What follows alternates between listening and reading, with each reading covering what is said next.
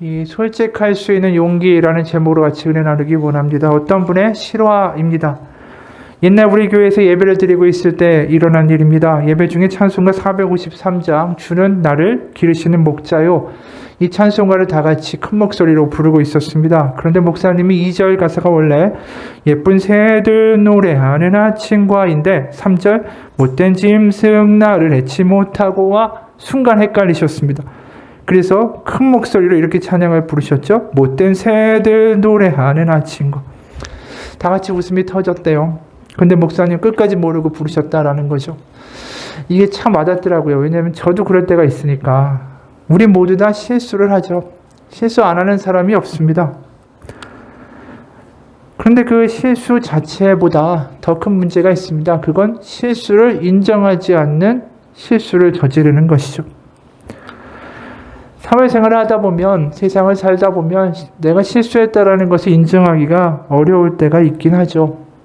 어떤 분이 이런 이야기를 합니다. 팀장이나 상사들도 그 익숙함과 노련함으로 무장을 해보지만 실수는 여전히 어디선가 터져나온다.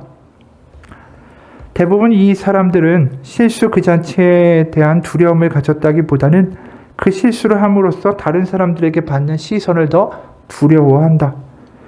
자칫 프로페셔널한 이미지에 흠집이 날 수도 있기 때문이다. 그리고 직급과 직책이 올라가면 올라갈수록 단 한 번의 실수가 치명타가 되는 경우도 있다. 책임에 대한 범위가 넓어지고 그 무게가 점점 무거워지기 때문이다. 그래서 부하의 탓을 하든 남의 탓을 하든 어떻게든 실수를 감추거나 없는 것으로 만들고자 한다. 그렇죠. 우리가 세상을 살다 보면, 그리고 세상이 점점 각박해지고 어려워지다 보면 우리는 될 수 있으면 우리의 실수를 감추고자 합니다. 왜냐하면 사람들한테 내가 좀 똑똑하고 완벽하고 일 잘하는 사람으로 남고 싶고 기억되어야만 하기 때문이죠. 그런 면에서 보면 오늘 우리가 읽게 된 다윗의 시편은 매우 특이합니다. 이 시편에 제목이 있어요. 원래 뭐라고 제목이 달려있냐면 다윗의 시, 인도자를 따라 부르는 노래, 다윗이 밧세바와 동침한 후 선지자 나단이 그에게 왔을 때. 바로 이 사무엘하 11장, 12장의 사건이 이 시편 51편의 배경이다라고 붙여놓은 것입니다. 사무엘하 11, 12장을 보게 되면 간단하게 보면 내용이 시작이 이렇습니다. 사무엘하 11장 1절, 2절이에요. 그 해가 돌아와 왕들이 출전할 때가 되매 다윗이 요압과 그에게 있는 그의 부하들과 온 이스라엘 군대를 보내니 그들이 암몬 자손을 멸하고 랍바를 에워쌌고 다윗은 예루살렘에 그대로 있더라. 저녁 때에 다윗이 그의 침상에서 일어나 왕궁 옥상에서 거닐다가 그곳에서 보니 한 여인이 목욕을 하는데 심히 아름다워 보이는지라. 다윗은 전쟁터에 나가지도 않죠. 부하들이 목숨을 걸고 싸우고 있는데 그냥 한가롭게 저녁 때나 일어나서 한가로이 정원을 거닐다가 이 밧세바라는 아름다운 여인이 목욕하는 장면을 발견하게 되죠. 그리고 그 여인을 데려다가 동침하게 됩니다. 그리고 그 여인이 임신한 것을 알게 되자 이제 그 남편 우리아를 전장에서 불러서 그 아내하고 이제 동침을 하게 만들려고 합니다. 자신의 실수를 감추려고 하는 거죠. 근데 문제는 뭐냐면 이 부하 우리아가 왔는데 너무나도 충성돼가지고 집에 가서 잘하는데 집에 안 가는 거예요. 사무엘하 11장 8절 9절입니다. 그가 또 우리아에게 이르되 너의 집으로 내려가서 발을 씻으라 하니 우리아가 왕궁에서 나가매 왕의 음식물이 뒤따라가니라. 그러나 우리아는 집으로 내려가지 아니하고 왕궁 문에서 그의 주의 모든 부하들과 더불어 잔지라. 먹을 것 다 가지고 이제 집에 가라. 이렇게 이야기했으면 들어야 되는데 우리아가 집에 안 가고 이렇게 이야기하는 거예요. 언약궤와 이스라엘과 유다가 모두 장막을 치고 지내며 저의 상관이신 요압 장군과 임금님의 모든 신하가 벌판에서 진을 치고 있습니다. 그런데 어찌 저만 홀로 집으로 돌아가서 먹고 마시고 나의 아내와 잠자리를 같이 할 수 있겠습니까? 임금님이 확실히 살아계신과 또 임금님의 생명을 걸고 맹세합니다. 그런 일 제가 하지 않겠습니다.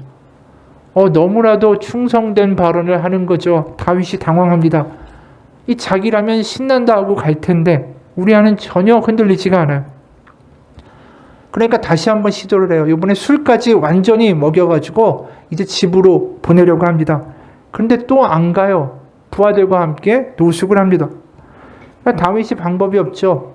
그러다 보니까 이 요압 장군에게 편지를 써가지고 우리아를 전쟁의 선봉에 서게 해서 이제 죽게 하라는 거죠.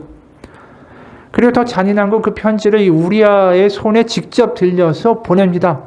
그리고 실제로 우리아를 죽게 만듭니다. 이미 우리가 내용을 아는 것처럼 다윗이 이렇게까지 한 이유는 하나죠. 만일 밧세바가 임신했다라는 게 이제 알려지게 되면 이게 낭패가 되는 거예요. 남편이 전쟁에 나갔는데 어떻게 아내가 혼자서 임신을 하겠습니까? 그럼 이게 간음 사건인데 간음에 대하여 레위기 20장 10절을 보면 이렇게 처벌해야 된다라고 말씀하고 있어요. 남자가 다른 남자의 아내 곧 자기의 이웃집의 아내와 간통하면 간음한 두 남녀는 반드시 사형에 처해야 한다. 문자 그대로 해석하게 되면 다윗과 밧세바를 다 죽여야 된다는 이야기예요. 물론 이제 왕이라는 권력을 가지고 있는 다윗은 죽기까지 하진 않겠죠. 그러나 이 사건을 통해서 잃을 게 많을 거예요. 자기가 그동안 쌓아왔던 여러 가지 명성과 왕의 어떤 명분이라는 것이 이 사건을 통해서 흔들릴 것이기 때문입니다. 엄청난 모욕으로 남을 거예요. 왜냐하면 간음하지 말라, 살인하지 말라는 십계명이 들어있는 계명이기 때문에 그렇습니다. 이 왕이란 작자가 그것도 십계명 가장 중요한 계명을 다 어기고 그것도 상대가 부하 장수의 여인 아닙니까? 그리고 전쟁에 나간 상태에서 이 사건을 일으켰다. 그러면 이 왕이라는 어떤 명분과 존엄과 존경이라는 게 남아나겠어요? 다윗이 왕에 오르기까지 얼마나 많이 힘들었습니까? 사울 왕이 죽여버리겠다라고 살해 위협을 하고 그걸 피해서 얼마나 오랜 동안을 도피 생활했는지 몰라요. 그러다가 이제 간신히 왕이 됐고 이제 영토도 넓혔고 뭔가 안정적인 상황으로 들어가고 있는데 이 실수는 자신한테 너무 타격이 큰 거예요. 잃어버릴 게 많은 실수가 된 거죠. 그러니까 길을 쓰고 어떻게든 우리아하고 밧세바가 동침해서 아이를 낳게 만들든지 아니면 남편 우리아를 죽이고 자신이 그 여인을 취해서 아기를 낳게 해야지 이게 완전 범죄가 되고 자신의 실수를 싹 다 덮을 수 있는 길이죠. 그게 다윗이 보기에는 아주 최선의 길이었던 것입니다. 그렇게 실수를 덮고 이제 괜찮다라고 느끼고 있는데 지금 문제는 나단이라는 선지자가 하나님의 말씀을 전하겠다라면서 다윗 앞에 나타납니다. 그리고 그 선지자를 통해서 하나님이 다윗에게 말씀하시죠. 사무엘하 12장 9절 10절이에요. 어찌하여 나 주의 말을 가볍게 여기고 내가 악하게 여기는 일을 하였느냐? 너는 햇사람 우리아를 전쟁에서 죽이고 그의 아내를 빼앗아 너의 아내로 삼았다. 너는 그를 암몬 사람의 칼에 맞아서 죽게 하였다. 너는 이렇게 나를 무시하여 햇사람 우리아의 아내를 빼앗아다가 너의 아내로 삼았으므로 이제부터 영영 너의 집안에서 칼부림이 떠나지 않을 것이다. 이 엄청난 하나님의 저주기도 하고 하나님의 지적에 다윗이 고꾸라집니다. 그리고 자신의 죄를 고백해요. 근데 우리가 생각해 보면 지금 이 상황에서 이 모든 다윗의 실수를 아는 사람은 하나님, 그리고 다윗, 그리고 나단 선지자뿐이에요. 그럼 이 정도에서 이제 상황을 수습하는 게 보통 우리가 아는 상식입니다. 회개하고 나단 조용히 시키고 그리고 자기가 하나님 앞에 좀 나가서 기도하고 이러면서 덮으면 아무도 알 수가 없잖아요.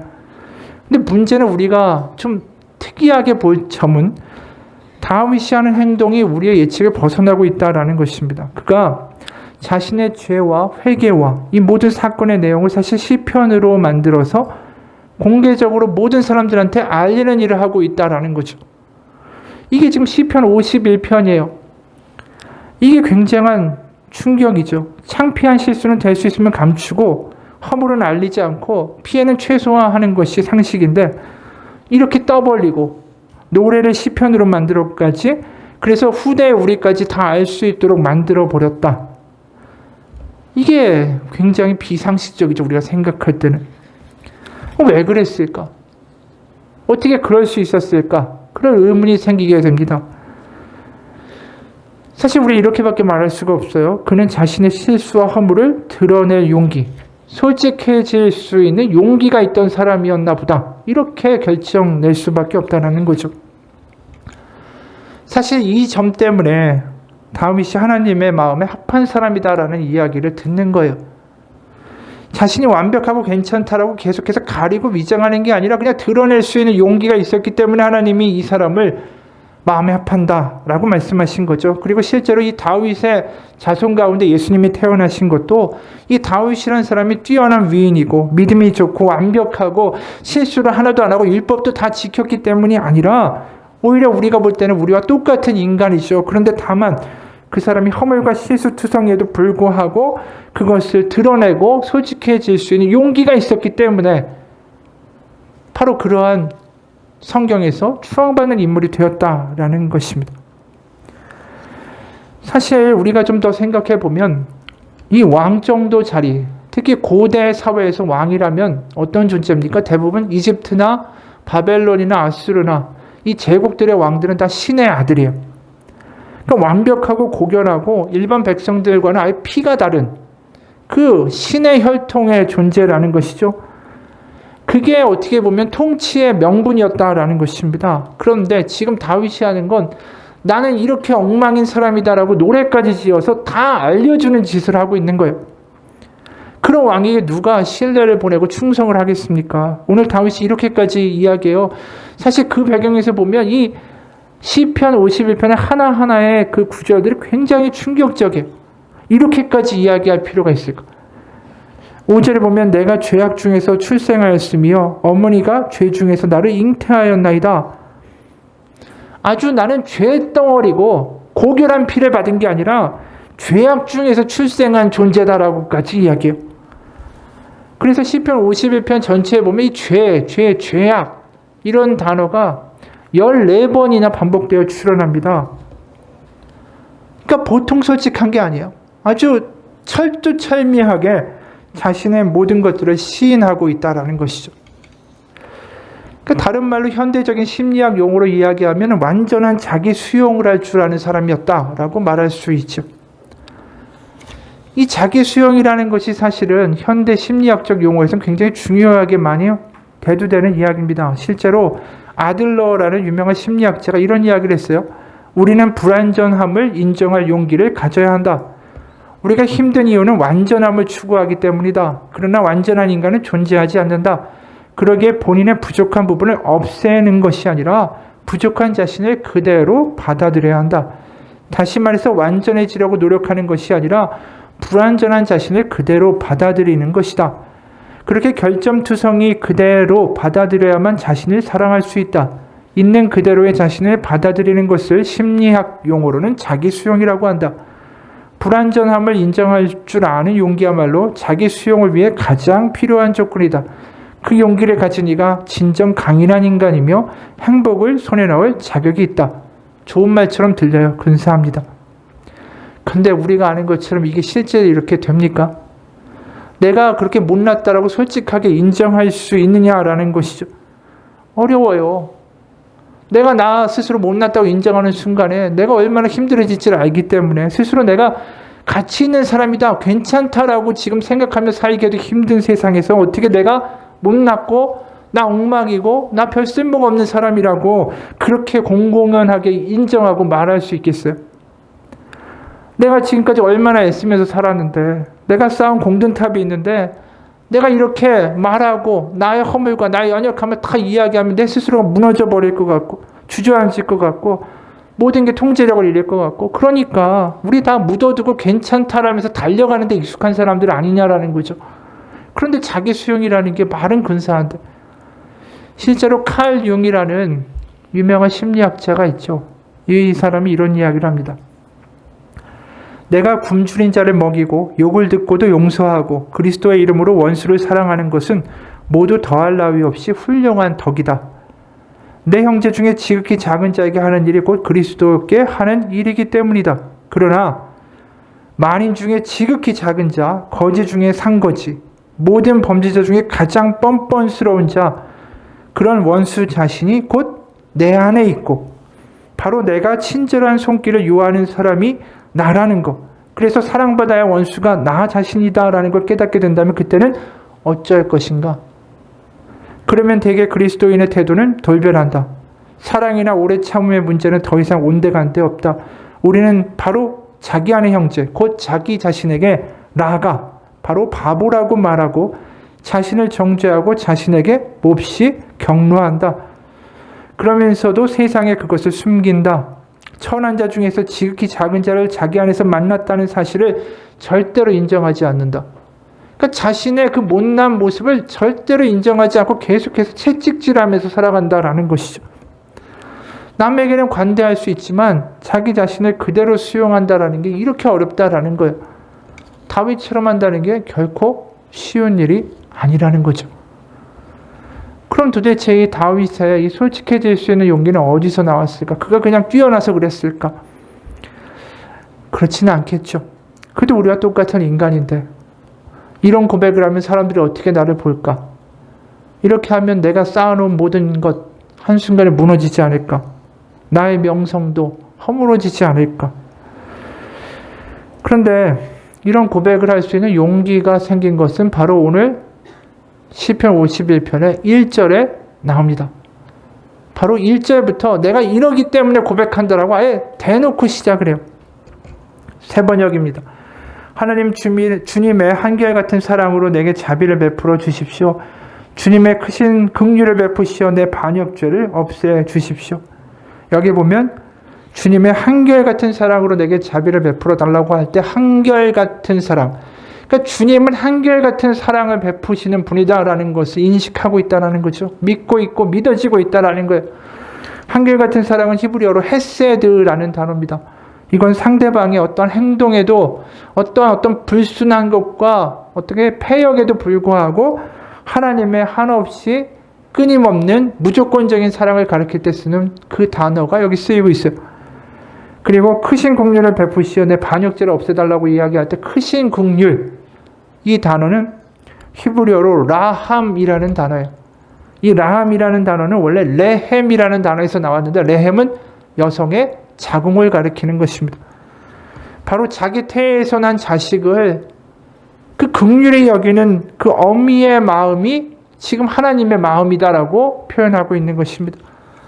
바로 다윗이 지금 느끼고 있는 게 뭐냐면 내가 이렇게 엉망이고 실수했고 그거를 어떻게 보면 덮으려고 별짓을 다하는 추악한 인간이지만 그래도 하나님이 나에 대해서 느끼시는 것은 어머니의 마음과 같은 사랑입니다 라고 이야기하는 거예요. 한마디로 하나님이 자신을 향한 그 사랑이 어머니의 마음이라고 느껴지기 때문에 그가 내가 못났다고 말할 수 있는 용기, 그리고 다 큰 남자고 왕이지만 그런 채통을 던지고 엉엉 울 수 있는 용기가 생기는 거예요. 다시 말하면 부모 앞에서 엉엉 우는 아이가 된 거라는 것이죠. 맞죠? 우리는 알아요. 아이는 이 자기가 아무리 잘못해도 버려지지 않는다라는 것을 알고 있는 거죠. 어느 분이 이런 이야기를 합니다. 우리 집 아이가 초등학교 1학년 때 오락기를 사달라고 떼를 써서 오락기를 사준 적이 있습니다. 자기 혼자 열심히 하다가 가끔 나한테 와서 시합하자고 할 때가 있습니다. 그런데 전자오락이라면 나도 일가견이 있는 사람이라 내 순서가 되면 여간에서는 죽질 않습니다. 그랬더니 이 녀석이 기다리다가 지쳐서 옆에서 아빠 죽어라! 아빠 죽어라! 합니다. 처음에는 별로 귀에 거슬리지 않았는데 가만 듣고 있으려니까 아들이 아버지를 보고 죽어라 죽어라 하고 있습니다. 기분이 상합니다. 그러다가도 죽은 아버지가 어디 있냐라고 봐주지 않고 더 오래 합니다. 그런데 웬만큼 아이와 경쟁을 하듯이 몰두하다가 문득 자신을 보니까 좀 한심하다라는 생각이 들었습니다. 다 큰 어른이 애들이나 하는 전자오락을 아이한테 지기 싫어서 밤새 함께 큰소리치며 하고 있다니. 그런데도 기분이 나쁘진 않았습니다. 왜요? 오락 자체는 유치한 거지만 상대방이 내 아들이기 때문입니다. 그렇게 함께하는 행동, 시간들을 통해 나는 아들을 배우고 아들은 아비를 배우고 서로를 이해하며 포용하는 시간이기 때문입니다. 이게 부모 마음이라는 거예요. 자식이 뭐라고 하든 간에 그래도 품어주고 더 알아가고 싶고 더 가까이 가고 싶은 게 부모의 마음이라는 거죠. 실제로 아이가 이 마트에 가면 장난감 사달라고 막 뒤로 자빠져서 우는 애들이 있잖아요. 그럼 그 아이들이 그렇게 행동할 수 있는 근거는 뭘까요? 저 엄마 아빠는 내가 이래도 나를 버리지 않을 거라는 믿음이 확실하게 있기 때문에 그래요. 저 엄마 아빠가 나를 사랑한다는 게 너무나도 절실하게 믿어지니까 그런 행동을 하는 거예요. 만약에 그게 남 자신이 모르는 그런 아저씨, 아줌마라면 그 앞에서 그런 행동 할 수 있겠어요? 못하죠. 실제로 어느 양부모가 입양을 했어요. 아이를. 그래서 난 너의 아빠고 이 집에 있는 건 몽땅 다 네 거야 라고 말해줍니다. 그런데 이 아이가 집에 온 지 3년이 지나도록 냉장고 문을 마음대로 못 열고 냉장고 문 열어도 돼요? 라고 물었다라는 거예요.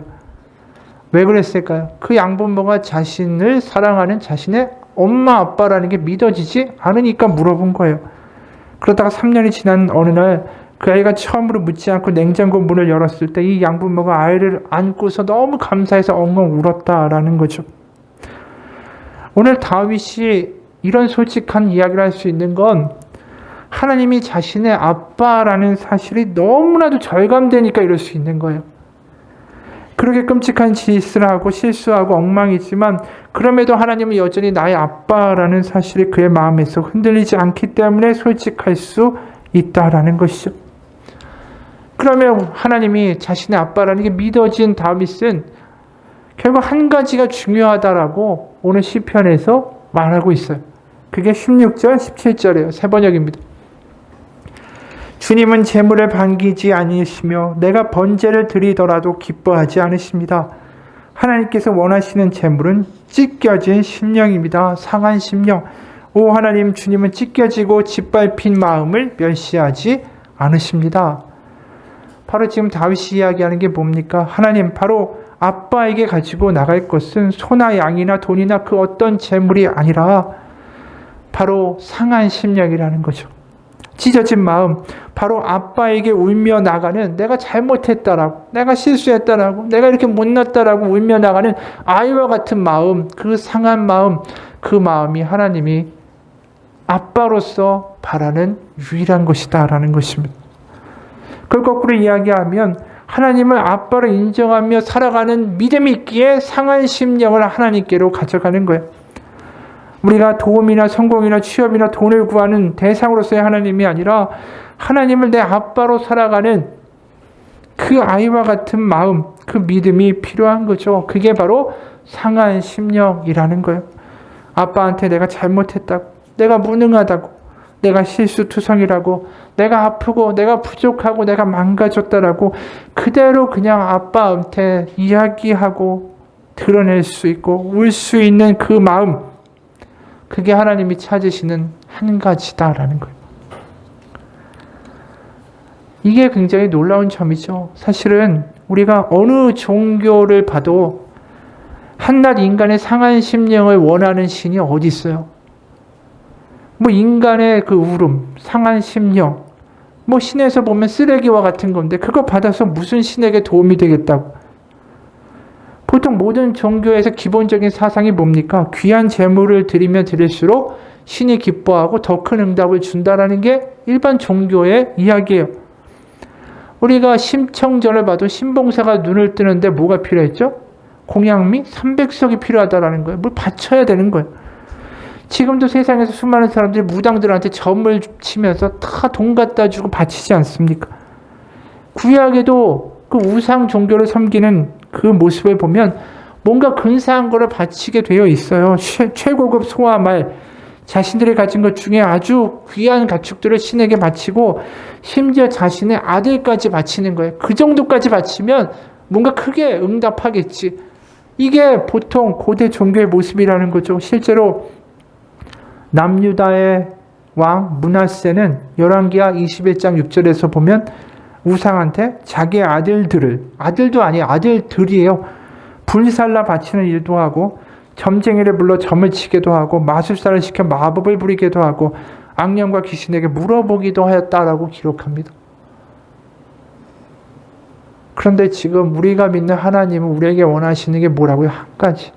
상한 심령이라는 거예요.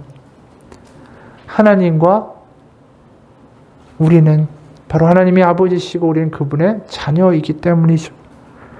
자식이 아버지한테 나가는데 뭐가 필요하겠어요? 소나 양과 재물과 돈 아닙니다. 부모는 그 자식이 그냥 그 마음 그대로 달려오는 것만큼 큰 선물이 없습니다. 그게 누가복음 15장에 나오는 탕자의 비유의 이야기예요.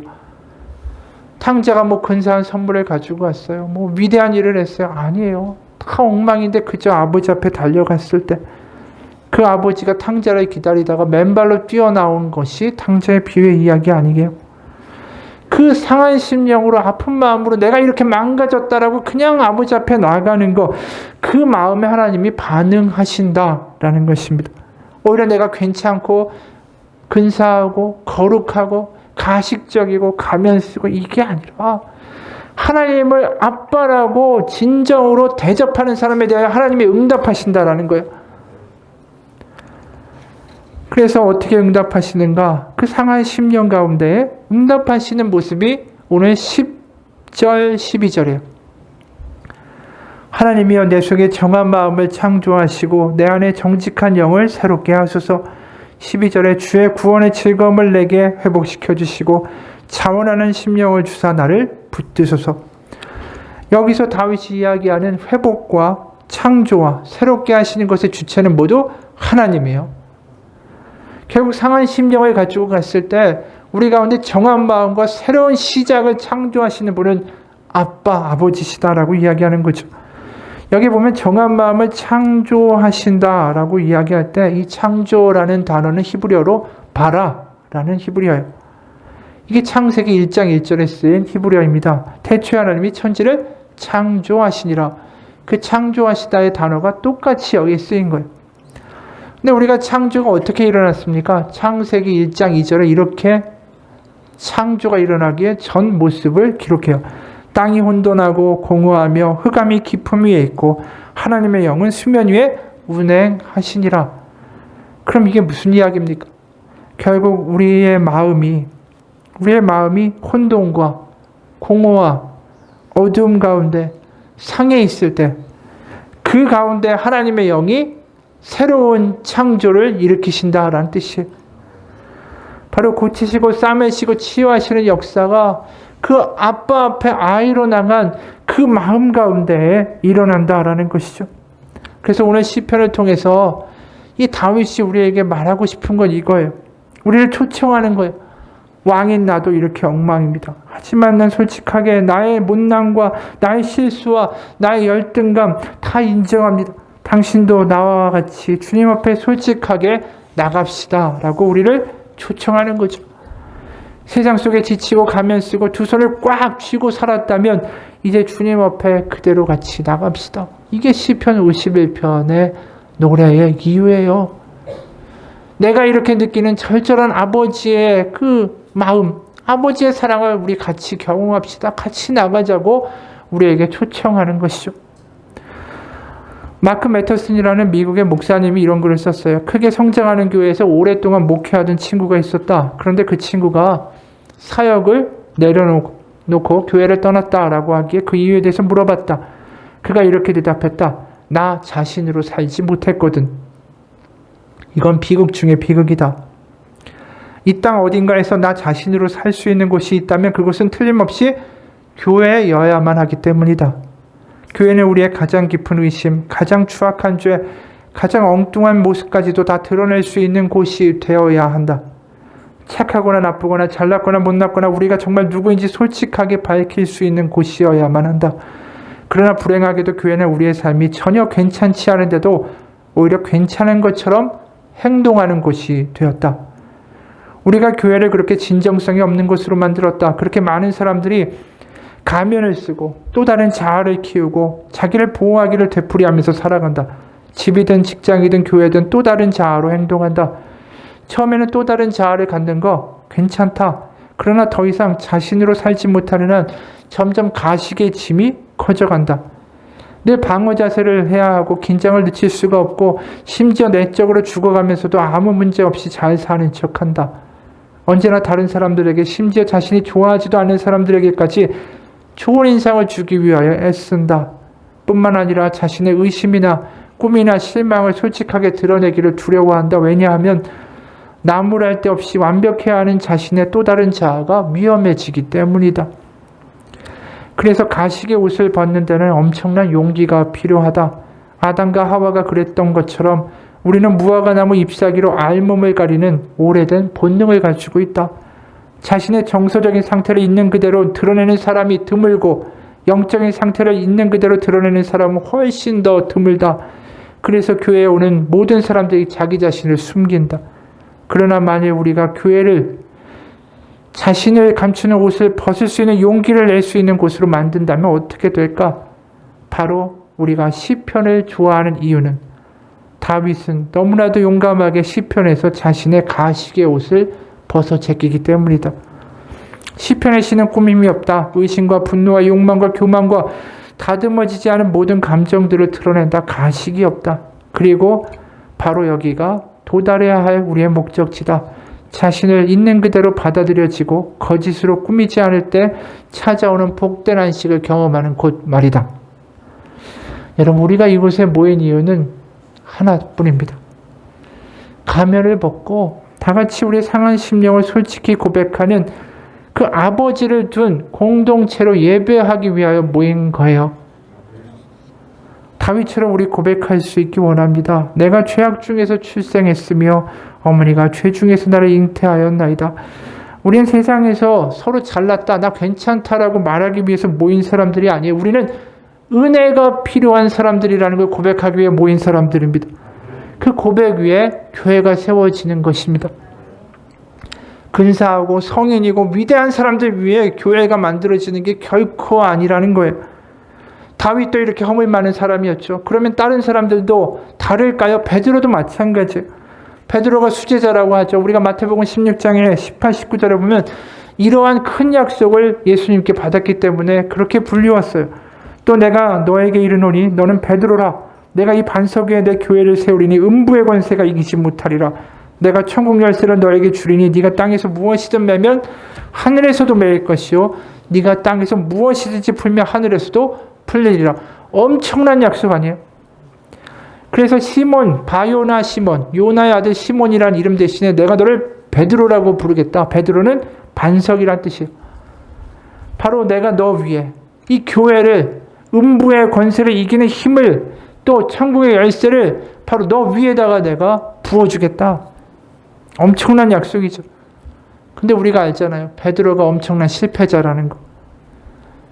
그가 예수님 모른다고 저주하면서 3번이나 나 예수님 모른다고 말했던 사람 아닙니까? 그렇게 엉망이고 흔들거리는 반석 위에 예수님이 나의 교회를 세우시겠다라고 했어요. 누가 그 엉터리 기초 위에다 건물을 세웁니까? 엉터리에다 세우면 다 무너지게 돼 있는데. 근데 하나님 그 엉터리 같은 베드로 위에 교회를 세우시겠다라는 거예요. 강인한 인물도 아니고요. 충성된 사람도 아니고요. 연약하고 죄덩어리인 바로 베드로 위에 교회를 세우겠다. 그것은 무슨 말씀이죠? 바로 베드로의 고백 가운데 세우겠다라는 말씀이에요. 그 고백은 바로 다윗의 고백이에요. 내가 죄악 중에서 출생했고 어머니가 죄 중에서 나를 잉태했고 나는 그렇게 연약하고 부족하고 은혜가 필요한 사람입니다. 그 고백 위에 교회가 만들어진다라는 것입니다. 바로 교회는 그곳에 세워지는 것입니다. 바로 그 고백에서 우리는 하나가 될 수 있어요. 내가 더 잘났다, 내가 더 잘 지킨다가 아니라 우린 다 은혜가 필요한 사람입니다.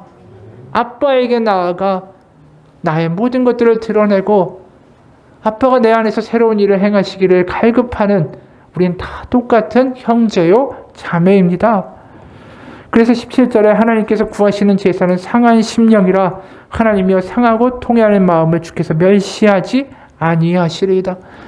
우리가 상한 마음을, 우리의 솔직한 마음을 솔직해질 수 있는 그 용기를 가지고 나아갈 때 하나님을 아빠라고 우리는 대접하는 것입니다.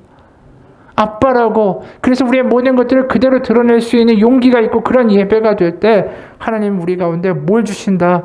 하나님의 새로운 영과 새로운 마음을 우리 가운데 창조하신다. 그래서 14절 15절 이게 예배의 모습이죠. 하나님이여 나의 구원의 하나님이여 피 흘린 주에서 나를 건지소서. 내 혀가 주의 의를 높이 노래하리이다. 주여 내 입술을 열어주소서. 내 입이 주를 찬송하여 전파하리로다. 이게 예배의 모습이에요. 하나님이 아빠라는 게 너무나도 느껴지고 그것이 나를 장악할 때 더 이상 세상이 뭐라고 하든지 세상이 나를 어떻게 무시하든지 세상이 나를 어떻게 바라보든지가 중요하지 않게 됩니다. 왜냐하면 사람들의 평가가 아니라 하나님의 자녀로서 사랑받는 바로 그 가운데에 참된 안식과 평화가 우리 가운데 임하기 때문입니다. 사람이 아닌 하나님이 나를 어떻게 보시는가가 더 와닿기 때문이죠. 그러면서 찬양하고 감사하고 용서할 수 있고 하나가 될 수 있는 것이죠. 키에르 케고르라는 신학자 이런 얘기를 했어요. 자기 자신이 될 수 있는 건 오직 하나님 앞에서만 이루어질 수 있다. 놀라운 말이죠. 우리가 예배하며 나아갈 때 솔직해지기를 축원합니다. 우리에게 아버지가 있기 때문이에요. 나의 허물과 나의 못난과 내가 짊어지고 가는 그 모든 무거운 짐들과 가면들도 다 내려놓기 원합니다. 세상에서는 내가 괜찮다, 내가 똑똑하다라고 말해야 되지만 이곳에서는 내가 아프다라고 말할 수 있기 원해요. 내가 고장났다라고도 말할 수 있고, 그래서 열등감이나 비난과 과시가 모두 다 사라지고 회피와 외로움도 없어지고 그냥 그 아버지 앞에서 내 자신을 그대로 드러낼 수 있는 그러한 예배, 그러한 공동체가 되기를 축원합니다. 마지막으로 이야기 하나만 하고 마칩니다. 어느 어머니가 전쟁에 나간 아들의 전사 통지서를 받았어요. 어머니는 한참 동안 그 종이를 잡고 오열합니다. 정신을 차리고 하나님께 기도합니다. 하나님, 제발 아들의 얼굴을 한 번만 보게 해주십시오. 5분이라도 좋으니 그 모습을 다시 볼 수 있게 해주십시오. 옆에서 기도하던 한 사람이 어머니에게 물었습니다. 그토록 죽은 아들의 얼굴을 보기 원하는데 도대체 어떤 모습을 보기 원하십니까? 어렸을 때 재롱 피우던 모습을 보고 싶습니까? 아니면 학교에서 우등상을 타왔을 때 아들의 자랑스러운 모습을 보고 싶습니까? 아니면 군대에서 첫 휴가를 나왔을 때의 늠름한 구릿빛 얼굴을 보고 싶습니까? 그런데 어머니는 말했습니다. 저는 이런 모습을 보고 싶습니다. 어린 시절 언젠가 그 녀석이 뭔가를 잘못하고 두려움에 사로잡혀서 저를 찾던 그 모습을 보고 싶습니다. 얼굴에는 눈물 자국이 역력했고 잔뜩 겁먹은 표정으로 나를 찾았었지요. 그때 그 녀석의 모습을 다시 한번 보고 제 온기로 그 녀석을 따뜻하게 감싸주고 싶습니다. 그게 부모의 마음이고 그게 하나님의 마음이요. 하나님은 우리의 잘난 모습을 보고 싶어 하시는 게 아닙니다. 잘못하고 실수하고 못나고 때로는 내 맘대로 살고 때로는 세상을 원망하고 부모를 원망하고 하나님 원망하고 살았지만 그냥 있는 그대로 모습으로 때로는 눈물도 흘리면서 나의 못난 모습 그 자체로 하나님 앞에 나오는 것을 가장 기뻐하세요. 그래, 잘했다. 내가 모든 것을 알고 있고 내가 너를 사랑해 하면서 주님의 온기로 감싸주시는 그것을 경험하는 우리의 살아있는 신앙생활 되기를 주님의 이름으로 축원합니다. 같이 기도하겠습니다. 하나님 아버지, 습관적으로 예배하고 그냥 예배니까 와서 앉아있는 우리의 삶이 아빠이신 하나님이 보시기에 얼마나 가슴 아픈 일일까요? 하나님이 아빠라고 믿어진다면, 진짜 하나님 우리의 아빠라면 우리는 이 자리에서 어떤 기도를 하고 어떤 말을 할 수 있을까요? 주님이 정말로 우리를 사랑하시는 그 마음 가운데 우리가 반응할 수 있기 원합니다. 하나님이 아빠라고 믿어지기에 나의 모든 것들을 그냥 다 말해버리고 엉엉 울 수도 있고 무너질 수도 있고 그곳에서 허물과 내 모든 것들을 털어놓을 수 있는 하나님을 아버지로 생각하는 믿음 되게 도와주옵소서. 이 시간 수고롭고 무거운 짐들을 아버지 앞에 다 내려놓기 원합니다. 다윗이 왕이지만 그 모든 것들을 다 털어낸 것처럼 이 시간 하나님, 우리의 모든 것들을 주님 앞에 털어놓고 고백합니다. 하나님이 내 아빠이기 때문입니다. 예수님 이름 받들어 기도합니다. 우리 잠깐 기도합시다.